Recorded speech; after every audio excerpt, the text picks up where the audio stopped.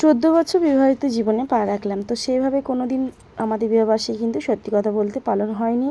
ওই নর্মালভাবেই একদম পালন হয়েছে, ওই নর্মাল, একদমই নর্মাল, বাড়িতে টুকটাক রান্নাবান্না খাওয়া দাওয়া এই। তো এইভাবে আর কোনো দিনই হয়নি। তো এবারও সেরকম স্পেশাল কিছু ছিল না, তবে প্ল্যান ছিল যে একটু বাইরে খাওয়া দাওয়া করবো রেস্টুরেন্টে, তাই চলে এসেছি দেখো রেস্টুরেন্টে খাওয়া দাওয়া করতে।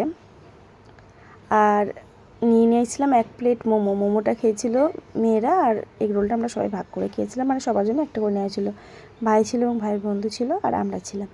আর এদিকে আজকে রাস্তায় প্রচণ্ড ভিড় ছিল, কারণ কি বলো তো, আজকে ছিল হচ্ছে হাটবার, মানে শুক্রবার। তো ওই জন্য হাটের সামনে আমরা যে রেস্টুরেন্টে গেছিলাম, তো সেখানে এতটা ভিড়। আর ওই রেস্টুরেন্টে বাড়ির জন্য কিছু খাবার নেবো ভেবেছিলাম, কিন্তু পাইনি। 1 প্লেট বিরিয়ানি আর 1 প্লেট মোগলাই। মোগলাইটা নিয়ে নিয়েছিলাম মা বাবার জন্য, বিরিয়ানিটা নিয়ে নিয়েছিলাম 2 মেয়ের জন্য। তো ওখানে কিন্তু গিয়ে দেখছি যে নেই, তো এই রেস্টুরেন্টে আবার এসে ওগুলো নিলাম, বাকি দুটো যেটা সেটা নিলাম। আর এই ছোট্ট করে কেক কাটিংটা হয়েছে, কেকটা বাবা এনেছিলো, মানে শ্বশুরমশাই, ওর বার্থডে ছিল আগের দিন। তো ও এসে পৌঁছায়নি বলে রেখে দিয়েছিলাম ফ্রিজে কেকটা, বিবাহবার্ষিকী উপলক্ষে একবারে কেটে ফেলা হয়েছে।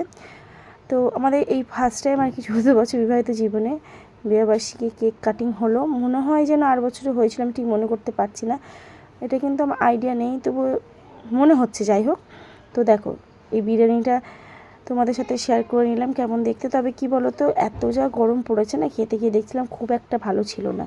তো চলো আসি, আজকের মতন টাটা, সবাই ভালো থেকো, সুস্থ।